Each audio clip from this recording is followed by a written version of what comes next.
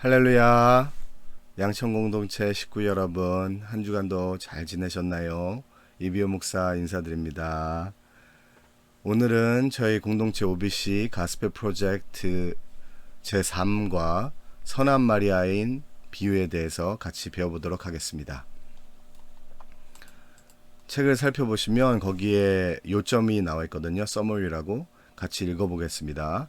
한 율법 교사가 예수님께 다가와 어떻게 해야 영생을 얻을 수 있는지를 묻고 율법을 하나님을 사랑하라와 이웃을 사랑하라는 두 계명으로 요약했습니다.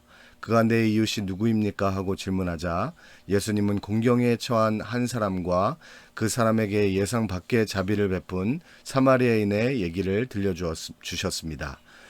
그리스도인에게 선한 사마리아인 비유는 하나님이 우리에게 베푸신 긍휼 때문에 우리도 우리에게 도움을 청하는 사람들에게 긍휼을 베풀어야 한다는 사실을 일깨워 줍니다. 이것이 저희가 배우는 선한 사마리아인 비유의 요약이고요. 주제는 이웃사랑이란 자기 의가 아닌 긍휼의 마음으로 섬기는 것을 의미합니다.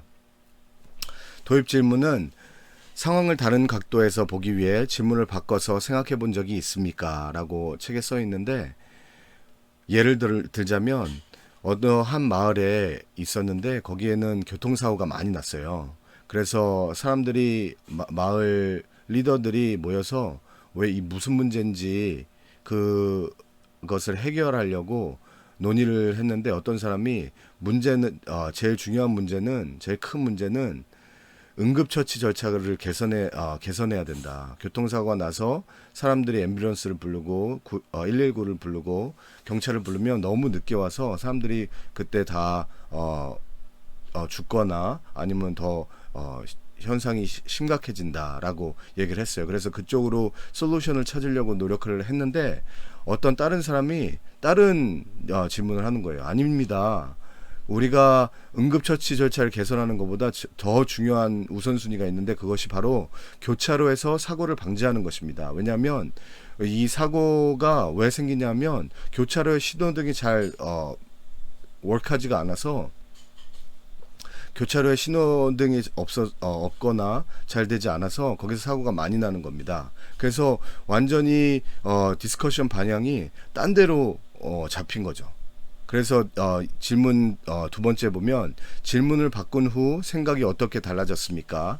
예, 그래서 많은 사람이 응급처치 절차를 개선하는 거에 포커스를 하다가 교차로에서 사고를 방지하는 쪽으로 그 문제 중심이 옮겨졌어요. 예, 그래서 문제가 해결됐다고 합니다.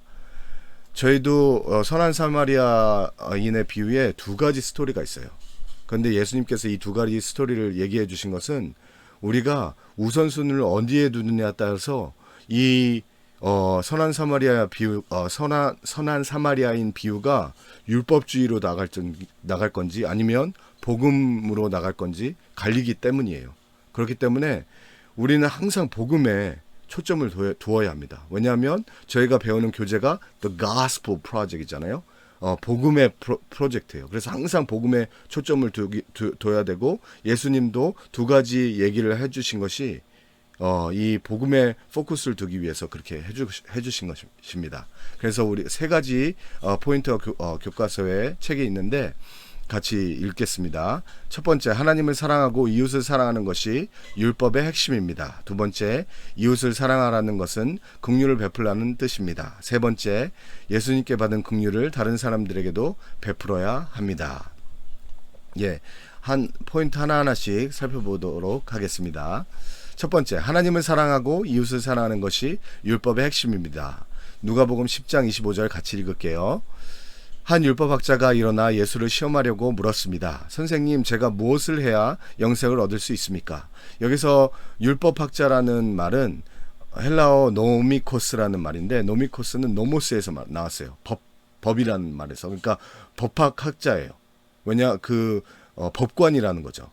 근데 그 당시에 유대의 법은 율법이었잖아요. 그래서 율법학자로 번역이 된 거죠. 예.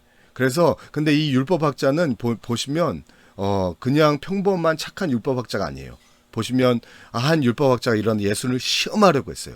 예, 그래서 굉장히 부정직한 의도를 가지고 예수님 시험하려고 하는 부정직한 율법학자였고요. 그리고 질문도 선생님 제가 무엇을 해야 영생을 얻을 수 있습니까? 그래서 굉장히 자기가 자만해서 자기가 율법을 잘 알고 여태까지 잘 지켰으니까 굉장히 자신만만하게 예수님께 물어보는 굉장히 자기의가 강한 율법학자였던 거죠. 누가복음 10장 26절 같이 읽을게요. 예수께서 말씀하셨습니다. 율법에 무엇이라고 기록되어 있느냐? 너는 그것을 어떻게 읽고 있느냐? 예. 그래서 예수님은 만약에 이 율법학자가 정말로 진심 어린 마음에서 예수님께 이 진리를 탐구하는 마음에서 자기가 예수님한테서 진리를 얻으려고 하는 마음으로 물어봤다면 바로 대답해 주셨을 거예요. 그렇지만 그 질문하는 의도가 불순해서 그냥 질문을 질문으로 답하셨어요. 왜냐하면 세 가지죠. 첫 번째, 율법학자가 솔직하지 않았고, 두 번째, 율법학자가 자기 의가 꽉 차 있었고, 세 번째, 복음이 아닌 질문을 했어요. 무엇을 해야 구원을 받을 수 있겠습니까? 행함을 통해서 구원을 받는 거죠. 그래서 예수님은 바로 답을 주시지 않으셨죠. 그냥 질문으로 받아치셨어요. 왜냐하면 저희가 항상 비유에서 보면 예수님이 비유를 말씀하신 의도는 군중과 무리와 제자를 구별하기 위해서였죠. 그래서 무리는 항상 의심하는 의도로 예수님을 넘어뜨리려는 의도로 설교 말씀을 들었지만 예수님의 제자들은 정말 순수한 마음으로 진리를 탐구해서 예수님의 말씀을 경청했어요. 그렇기 때문에 예수님은 비유를 말씀하셔서 그 무리들이 못 알아듣게 했고요. 그리고 제자들에게 그 비유를 잘 설명해 주면서 그 진리를 접하게 한 거죠.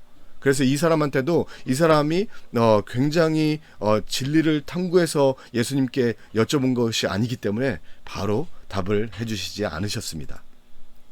27절 같이 읽을게요. 율법학자가 대답했습니다. 내 마음을 다하고 내 목숨을 다하고 내 힘을 다하고 내 뜻을 다해 주 내 하나님을 사랑하라고 했고 또 내 이웃을 내 몸과 같이 사랑하라고 했습니다. 예, 율법학자는 정말로 율법학자답게 그 수많은 모세의 율법에서 제일 중요한 율법을 딱딱 꼬집어내죠. 그래서 이것이 최고의 계명입니다라고 얘기를 했어요. 그러면서 신명기 6장 5절과 레위기 19장 18절을 예수님께 말을 했죠. 같이 읽을게요. 너는 내 온 마음을 다하고 영혼을 다하고 힘을 다해서 내 하나님 여호와를 사랑하여라. 레위기 19장 18절 너는 내 형제에게 복수하거나 원한의 마음을 품지 마라. 다만 너는 내 이웃을 내 자신처럼 사랑하여라. 나는 여호와다.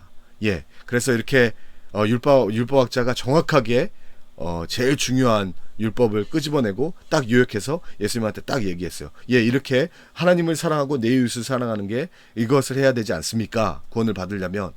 그러니까 예수님이 이렇게 대답하셨어요. 28절 예수께서 대답하셨습니다. 내 대답이 옳다. 그대로 행하면 내가 살 것이다. 예, 예수님이 너무 옳은 대답을 한 거예요. 왜냐하면 지식적으로 너무 잘 알잖아요. 그래서 그래, 네가 알아? 그러면 아는 대로 행해봐 라고 얘기했어요. 그런데 성경은 지식만 가지고 구원을 얻을 수 있지 않다고 해요.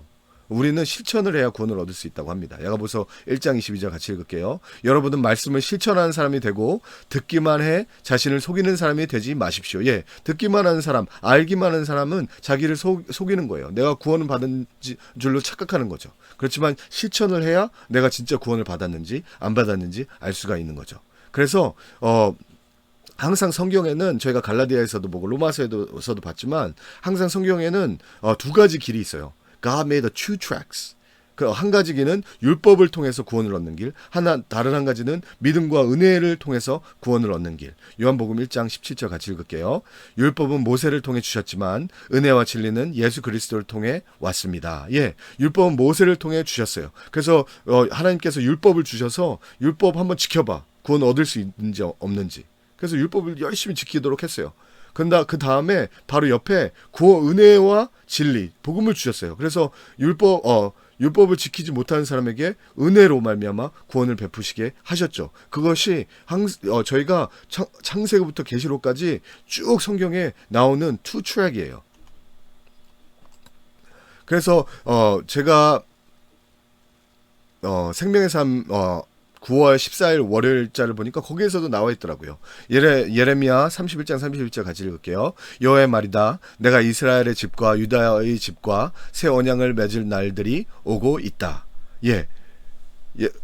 예수님께서 하나님께서 유다와 이스라엘에게 새 언약을 주신대요. 복음에 대해서 얘기를 하는 거죠. 왜 복음을 주시죠? 32절에 보면 이 언약은 그들의 조상들이 손을 붙잡고 이집트 땅에서 나오게 하던 날 내가 그들의 조상과 맺은 언약과는 같지 않다.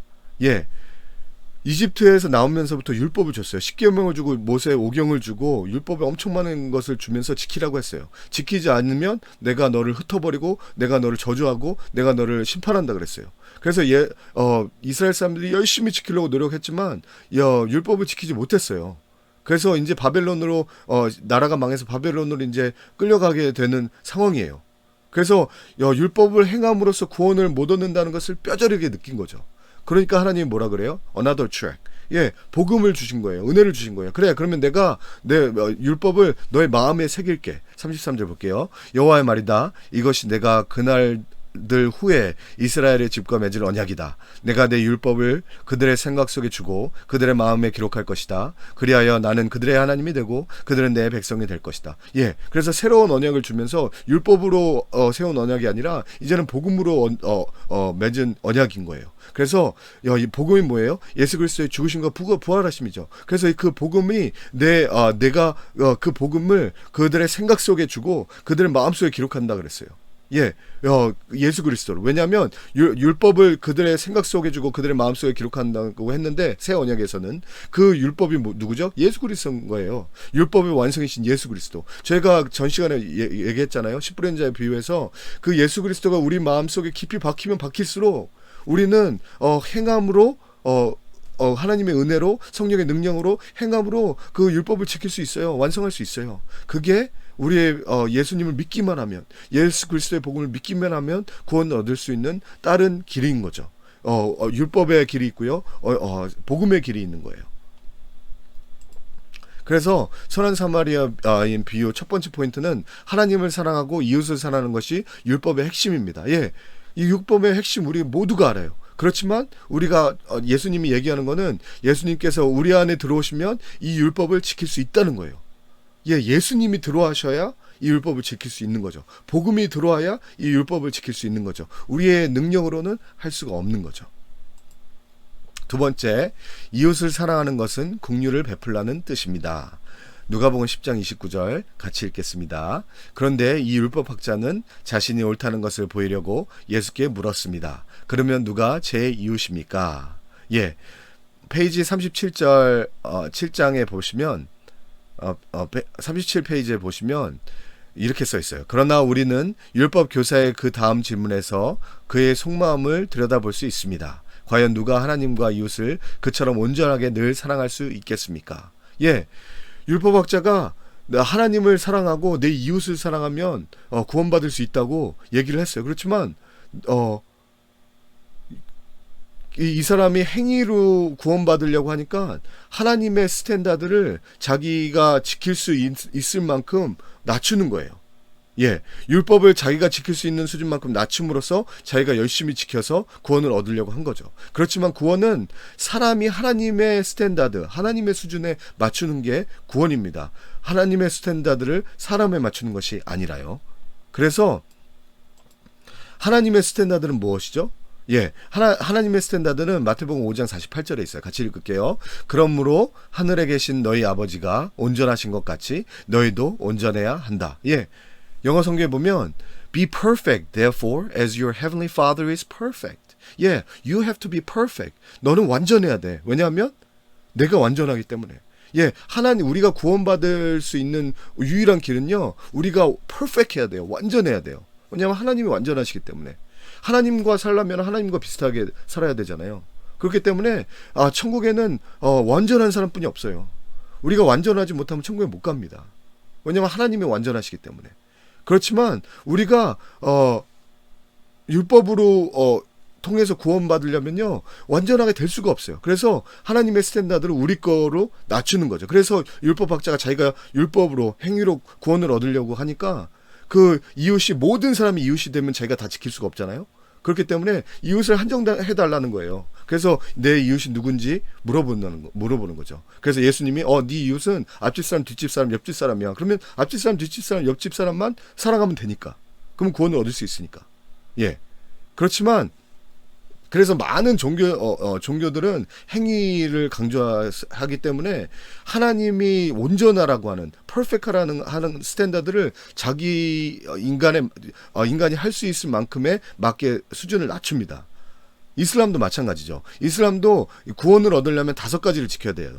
첫 번째, 알라 모하메드, 알라 악바 그러잖아요. 알라가 하나님이신 거와 모하메드가 진짜 선지자라는 것을 고백해야 돼요. 그 다음에 두 번째, 하루에 5번 기도해야 돼요. 세 번째, 라마단이 오면 40일 금식해야 돼요. 다섯 번째, 평생에 한 번 메카의 성지순례에 가야 돼요. 이렇게 5가지를 해야 구원을 얻는다고 해요. 이거는 자기가 사람들이 다 지킬 수 있는 거잖아요. 하나님의 스탠다드를 자기가 지킬 수 있게 낮춘 거죠. 율법학자처럼. 왜냐하면 자기가 지켜 행위로 그래야만 구원을 얻을 수 있으니까. 근데 예수님은 어떻게 말씀하시죠? 30절 읽겠습니다. 예수께서 대답하셨습니다. 한 사람이 예루살렘에서 여리고로 가다가 강도를 만나게 됐다. 강도들은 그의 옷을 벗기고 때려 거에 죽게 된 채로 내버려 두고 있다. 예. 그래서 예수님은 절대로 율법으로 우리가 구원을 얻을 수 없다는 것을 얘기하심으로써 또 다른 선한 사마리아인 비유를 또 얘기해 주시고 있어요. 30절에 보면 예수께서 대답하셨습니다. 한 사람이 예루살렘에서 여리고로 가다가 강도를 만나게 됐다고 했어요. 예루살렘은 해발 823m 까지 높은 데 있어요. 왜냐하면 시온산에다 예루살렘을 지었잖아요. 그래서 산 중턱에다가 중턱에 도시가 있는 거예요. 그리고 여리고는 해발 그 사해 근처에 있는데 해발보다 396m 낮아요.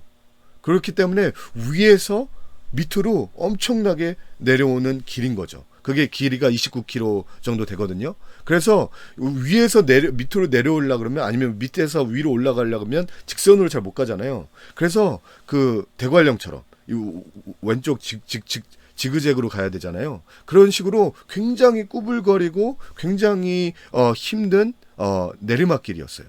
그래서 우리가 보시면 거기 굉장히 낙후되고 강도가 숨기가 좋은 영화의 로빈 후드의 거기 강도가 숨기가 좋은 그런 것처럼 그렇게 강도가 숨기 좋은 길에서 한 유대인이 강도를 만난 거죠. 31절 32절 같이 읽을게요.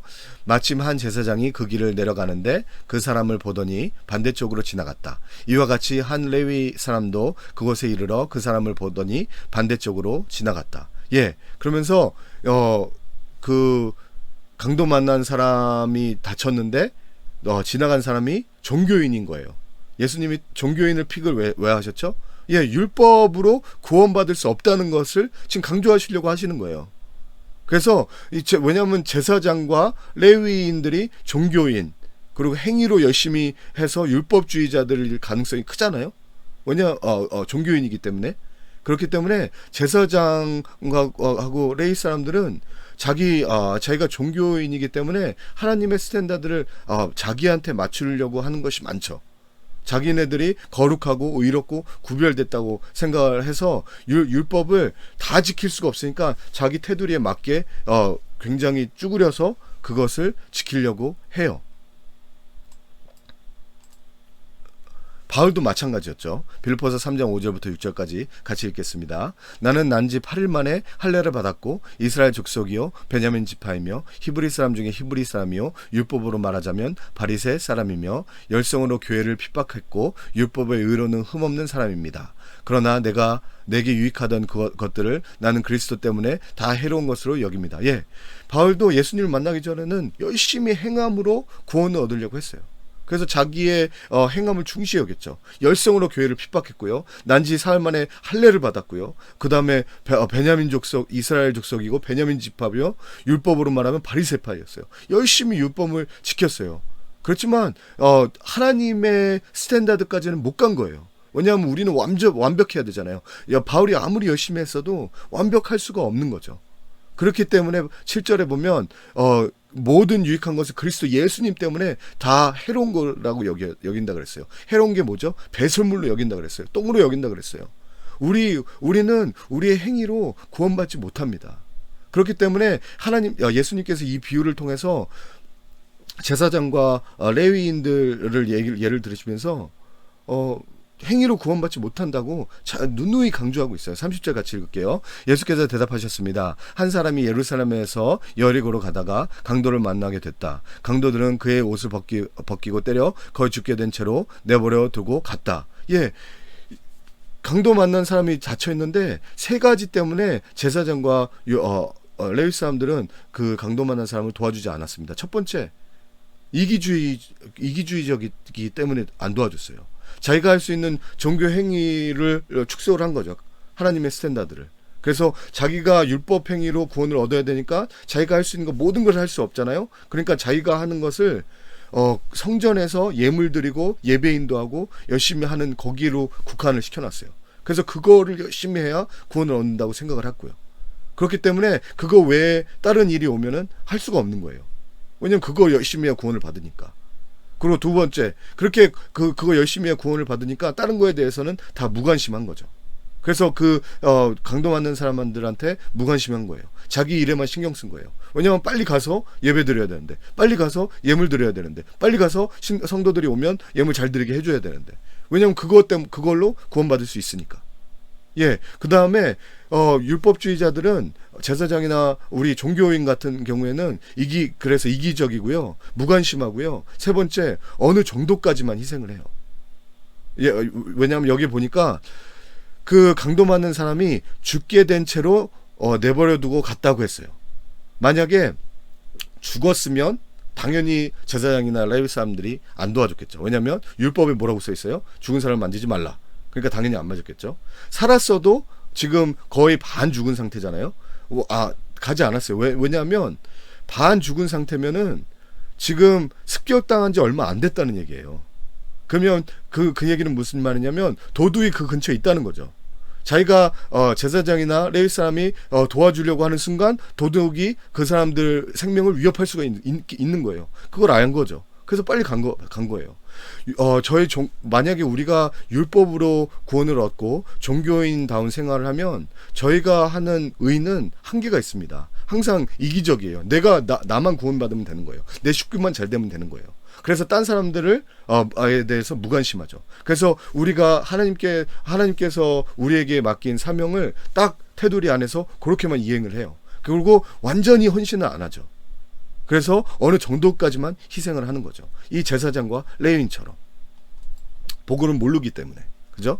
그래서 다른 퀘스천이 책에 있는데 뭐라고 있냐면, 상처 입은 사람을 돕기 위해 사마리아인이 보여준 희생적인 행동에서 무엇을 배울 수 있겠습니까? 세 가지를 배울 수 있어요. 사마리아인을 통해서. 33절 같이 읽겠습니다. 그러나 어떤 사마리아인 사람은 길을 가다가 그 사람이 있는 곳에 이르러 그를 보고 불쌍한 마음이 들어, 여기서 사마리아인이 나오죠. 이 사마리아인에서 우리는 첫 번째, 제한 없는 사랑을 배워요. 첫 번째, 어떤 사람 앞에서 제한 없는 사랑.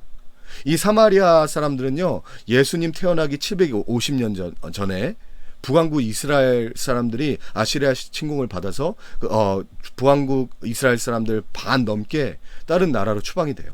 그리고 아시리아 사람들이 다른 민족들을 북왕국 이스라엘로 이주시키죠. 그래서 거기 북왕국 이스라엘에 남은 이스라엘 사람들과 이주해 온 다른 민족들과 섞여서 혼혈인 민족이 이 사마리아 사람들인 거예요. 그래서 유대인들은 자기는 순수혈통인데 사마리아 사람 피가 섞인 사마리아 사람들을 굉장히 못마땅히 여겼죠. 그 증거가 어디 있냐면, 유다 사람들이, 저희가 느헤미야서를 보고 예레미야서를 보잖아요. 지금 유대 사람들이 바벨론에 끌려가서 다시 돌아왔어요. 그래서 성전을 짓고 성벽을 지으려고 그랬는데 사마리아 사람들이 도와준다 그랬어요. 왜냐하면 우리가 피를 나누는 형제 아니냐. 우리가 좀 피가 섞였어도. 그렇지만 유대인은 순수혈통이 아닌 사마리아 사람들이 낮게 보고 너의 도움이 필요 없어 그랬어요. 우리는 우리 스스로가 질 거야. 왜냐면 우리는 순수 혈통이니까.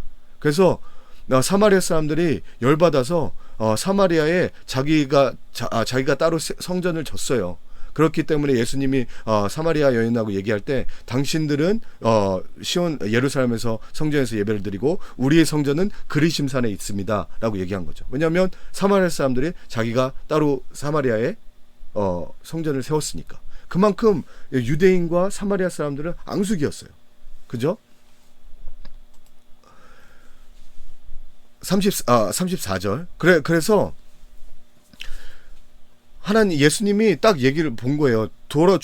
반 죽어가는 유대인을 도와주는 사람이 사마리아인이었던 거죠. 그러면서 우리는 이 사랑을 제한하면 안 됩니다. 율법주의자들은 다 모든 것을 제한해서 자기가 지킬 수 있는 만큼만 일을 하게 했어요. 그래서 그 행위로 구원을 얻게. 그렇지만 복음은 제한하지 않아요.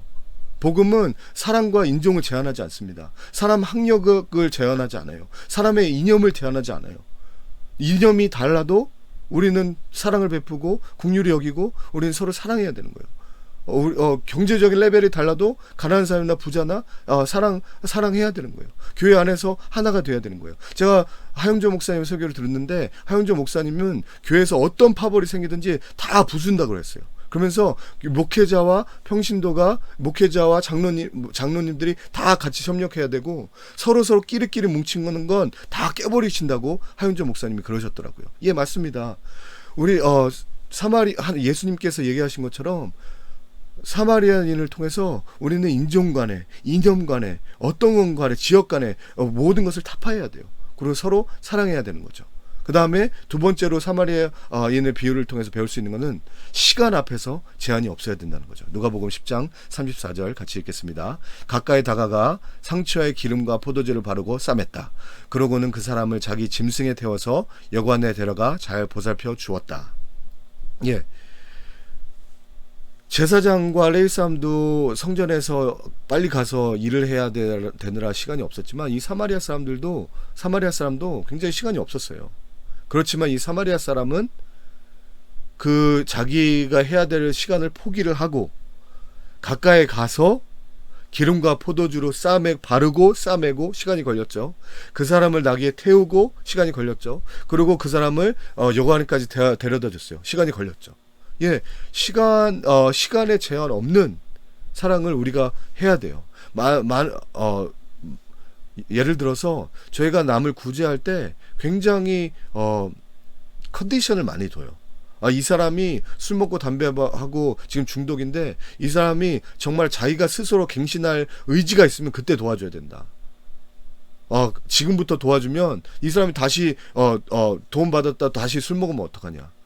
그래서 이 사람이 정말 도움을 받을 자격이 있으면 그때 도와줘야 된다 라고 저희가 시간의 리밋을 두죠. 그렇지만 그 시간의 제한을 없애야 되는 게 우리는 사마리아인을 통해서 선한 사마리아인을 통해서 배울 수 있습니다. 세 번째, 양적으로 제한이 없어야 돼요. 누가복음 10장 35절 이튿날 사마리아 사람은 여관 주인에게 두 데나리온을 주며 저 사람을 잘 돌봐주시오. 돈이 더 들면 내가 돌아와서 갚겠소라고 말했다. 예, 두 데나리온은 한 20만 원 정도 되죠. 저번 시간에 1만 달란트에 대해서 얘기를 했어요. 제가 정정할 게 있는데 1만 달란트가 60조가 아니라 6조입니다. 제가 헷갈렸어요. 단십, 백, 천만, 10만, 100만, 1000만 하다가 한국말을 잘 몰라서 헷갈렸습니다. 1만 달란트는 60조가 아니라 6조예요. 예, 다시 여기로 돌아오면 2데나리온 한 20만 원 넘는 것을 다시 여관 주인한테 얘기를 했어요. 그래서 그 와인하고 오일만 발라준 것이 아니라 그리고 거기 가서 숙박비만 내준 것이 아니라 깨어나서 더 돈이 필요하면 20만 원을 더 주고 그 다음에 더 돈이 필요하면 더 준다고 얘기했어요. 그래서 자기가 도와주는 것에 물질적으로 리밋을 두질 않은 거죠. 예, 저희가 도와줄 때는 리밋을 두면 안 돼요. 제한을 두면 안 돼요. 제가 돈이 없으니까 돕지 못합니다. 내가 형편이 이래서 형편이 나아지면 돕겠습니다. 예, 저희가 이 선한 사마리아 비유를 통해서 배울 수 있는 것은 사람에 대해서 제한이 없어야 되고요. 시간에 대해서 제한이 없어야 사랑을 쏟아부어야 되고요. 그 다음에 양적으로도 돈 물질적으로도 제한이 없는 사랑을 부어줘야 돼요. 그런데 이것을 율법적으로 할 수 있느냐? 하지 못하죠. 율법의 특성은 하나님의 스탠다드를 우리의 스탠다드에 짜맞춰서 그것만 지키려고 하는 거잖아요. 근데 여기에서는 하나님은 스케일이 크신 분이라 우리도 스케일을 넓히기 원해요. 제한을 두지 말라 그래요. 그렇기 때문에 우리는 율법으로 이 일을 할 수가 없는 것입니다. 오직 복음을 받아서 거듭나야만 이렇게 사마리아인처럼 행동을 할 수 있어요. 그렇기 때문에 우리는 복음에 초점을 두어야 됩니다. 여기에서는 어떤 게 복음이죠? 복음은 세 번째 단계에서 우리가 볼 수 있습니다. 세 번째, 예수님께 받은 긍휼을 다른 사람들에게도 베풀어야 합니다. 우리는 예수님께 긍휼을 받아야만 이 긍휼을 다른 사람한테 줄 수 있어요. 우리 스스로 긍휼을 생겨서 주려면 다 리미트가 있습니다. 왜냐하면 우리 능력에 한계가 있기 때문에. 이 율법학자처럼 우리 이웃이 누구입니까? 그렇게만 우리가 도우면 구원을 얻을 수 있습니까? 근데 하나님은 아니네요. 내가 온전하니 너희도 온전하래요. 내가 스케일이 크니 너희도 스케일이 크래요. 제한을 두지 말래요. 제한을 두지 없는 사랑을 하래요. 어떻게 하죠? 복음을 받아야 할 수 있는 거죠. 누가복음 10장 36절 37절 같이 읽을게요. 너는 이 세 사람 중 누가 강도 만난 사람의 이웃이라고 생각하느냐? 율법학자가 대답했습니다. 자비를 베푼 사람입니다. 예수께서 그에게 말씀하셨습니다. 너도 가서 이와 같이 하여라.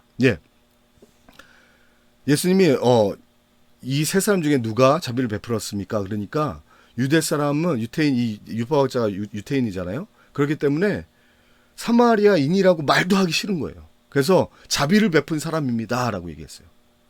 그래서 예수님이 이 사마리아인을 이 비유에 넣으신 것은, 이 세팅에 넣으신 것은 복음을 말씀하시려고 넣으신 거예요.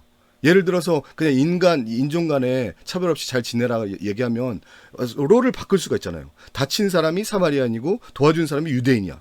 그래도 이 인간들이 서로 사이좋게 지내라고 얘기할 수 있잖아요. 그렇지만 스페시픽하게 다친 사람이 유대인이고요. 치료해준 사람이 사마리아인인 거예요. 왜죠? 왜냐하면 이 사마리아인이 예수님이라는 거예요. 이 사마리아인이 한 행동이 복음이라는 거죠. 그래서 이 복음을 알아야 저희가 이 사마리아 비유가 율법적으로 흘리지 않게 돼 있어요. 왜 복음인지 제가 설명해 드릴게요. 첫 번째, 강도 만난 유대인이 우리라는 거예요. 죄인들. 로마서 3장 23절 같이 읽을게요. 모든 사람이 죄를 지었으므로 하나님의 영광에 이르지 못합니다. 이 강도 만난 유대인이 죄와 사단으로 인해 넘어져서 아파하는, 하나님과 원수돼서 아파하는 우리 죄인이라는 거죠. 그리고 두 번째, 이 유대인 구원한 사마리아인이 예수 그리스도라는 거예요. 예수 그리스도는 사마리아인이 유대인들에게, 많은 사람들에게 무시당했어요. 예수님은 무시당한 사람으로 이 땅에 오셨습니다. 이사야서 53장 3절을 같이 읽을게요. 그는 사람들에게 멸시를 당하고 버림을 받았을 뿐만 아니라 고통을 겪었고 언제나 병을 앓고 있었다. 사람들이 그를 보고서 얼굴을 가릴 만큼 그는 멸시를 당했으니 우리마저도 그를 무시해버렸다. 사마리아인이 예수님 자기를 가리키는 거래요. 그렇게 예수님이 사마리아인으로 오셨습니다. 그래서 이 사마리아인이 무엇을 해줬죠? 우리를 치료해줬어요. 사랑해줬어요. 33절 같이 읽을게요. 그러나 어떤 사마리아 사람은 길을 가다가 그 사람이 있는 곳에 이르러 그를 보고 불쌍한 마음이 들어. 여기서 사마리아인이 불쌍한 마음이 들어서 도와줬다고 얘기했죠. 그 전에 비유에서 뭐라 그랬어요? 왕이 신하를 불쌍히 여겼다 그랬어요. 왕이 누구죠? 하나님을 뜻하는 거잖아요. 이 사마리아 사람도 불쌍히 여겼다는 게 예수님이 우리를 향해서 불쌍한 마음이 들었다는 거예요. 그래서 마태복음 9장 36절을 보면 예수께서 무리를 보시고 그들을 불쌍히 여기셨습니다. 그들이 목자가 없는 양처럼 시달리고 방황하고 있었기 때문입니다. 예수님이 우리를 먼저 불쌍히 여기셔서 이 땅에 사마리아인 모습으로 오셨어요. 우리를 구원해 주시기 위해서. 그래서 우리를 먼저 사랑해 주셨죠. 요한일서 4장 19절 보겠습니다. 우리가 사랑하는 것은 하나님께서 먼저 우리를 사랑하셨기 때문입니다. 예수님이 우리를 불쌍하셔서 우리를 먼저 사랑했어요. 우리를 도와주셨죠. 그래서 이 땅에 사마리아인의 모습으로 박해를 당하는 천한 모습으로 이 땅에 오셨어요. 그래서 로마니인들에게 수모를 당하고 유대인들에게 수모를 당했어요. 사마리아인처럼. 그래서 또 네 번째, 예수님이 우리를 도와주셨어요. 긍휼한 마음을 가지고, 누가복음 10장 34절 같이 읽을게요. 가까이 다가가 상처에 기름과 포도주를 바르고 싸맸습니다. 그리고는 그 사람을 자기의 짐승에 태워 여관에 데려가 잘 보살펴 주셨습니다. 예, 예수님께서 죽어가는 우리를, 영적으로 죽어가는 우리를 예수님께서 살리셨어요. 육적으로 죽어가는 우리를 고쳐주셨어요. 그래서 예수님이 우리를 구원하셨어요. 그래서 여기서 기름은 우리를 고쳐주신 십자가의 구원만이 아니라, 예수님께서 기름이 뭘 상징하죠? Holy Spirit, 성령을 상징해요. 포도주가 뭘 상징하죠? 예수님의 피를 상징해요. 예, 예수님께서 예수님의 피를 흘려서 우리를 위해 우리를 위해 바르셨어요. 그래서 예수님의 피로써 우리가 의롭게 되는 거죠. 예수님께서 성령님을 보내주셔서 우리가 매일매일 거룩하게 살 수 있는 거예요.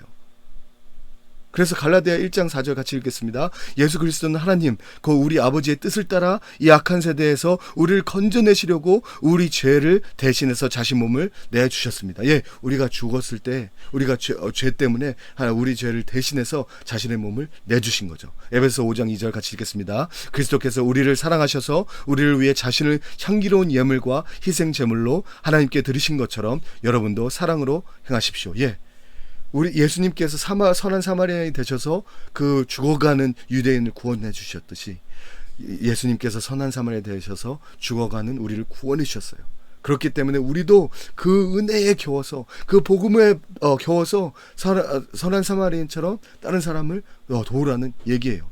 그렇기 때문에 이 복음만이 우리를 선한 사마리아인으로 만들 수 있습니다. 바꿀 수 있어요. 그래서 예수님께서 이렇게 얘기해요. 예수님께서 받은 긍휼은 다른 사람들에게도 베풀어야 합니다. 누가복음 10장 37절에 율법학자가 대답했습니다. 자비를 베푼 사람입니다. 예수께서 그에게 말씀하셨습니다. 너도 가서 이와 같이 하라. 예, 이 자비를 베푼 사람입니다가 누구죠? 사마리아인이죠. 사마리아인이 곧 예수 그리스도예요. 우리가 예수 그리스도를 체험을 해야 예수 그리스도처럼 행동을 합니다. 그래서 복음이 중요한 거예요. 예수 그리스도로 보혈의 피로 구원을 받아야 우리가 예수님처럼 행동을 할 수 있는 거예요. 우리가 우리 스스로 열심히 노력해서 행동을 하려면은 제사장과 레위 족속 같이 그렇게 돼요. 하나님의 스탠다드를 우리로 낮춰가지고 우리가 그냥 열심히 헌금하고 열심히 예배드리고 열심히 주일성수 잘하면 구원을 받을 거야, 거기까지뿐이 못 가는 거예요. 그렇지만 우리가 이 복음을 받아서 예수 그리스도를 우리 안에 깊이 박힐수록 예수 그리스도의 말씀이 생명력이 돼서 우리가 예수 그리스도로 살 수가 있는 거죠. 그 말씀을 선한 사마리아인 비유를 통해서 얘기하시는 거예요. 첫 번부터 끝까지 예수님의 핀포인트는 계속 복음인 거예요. 예수 그리스도이신 거예요. 왜냐하면 행위로 우리는 사마리아인이 될 수가 없어요. 행위로는 우리는 제사장과 레위인일 수밖에 없어요. 그렇지만 예수 그리스도의 보혈의 피, 십자가의 보혈의 피를 믿는 우리들은 예수 그리스도께서 우리를 사마리아인이 되게 하세요. 우리가 예수님을 의지하면 할수록. 예, 이것이 복음입니다. 여기까지 선한 사마리아인 비유였습니다. 저희가 디스커션 할 텐데, 첫 번째, 선한 사마리아인 비유를 통해서 무엇을 깨닫게 됐나요? 두 번째, 자신과 다른 부류의 사람을 대하는 방식에 관련해 어떠한 도전을 받았나요? 예, 우리와 원수가 된 우리도 예수님이 사랑하셨어요. 그런 사랑을 느끼면, 깊이 묵상하면 묵상할수록 원수된 남들도 우리가 사랑할 수 있는 거죠. 세 번째, 우리가 행하는 구제 사역은 우리에게 베푸신 하나님의 자비에 관한 믿음을 어떻게 뒷받침해 줍니까? 예, 여기에 대해서 같이 나눠보도록 하겠습니다. 이상으로 제3과 선한 사마리아인 비유를 마치겠습니다. 감사합니다. 축복합니다.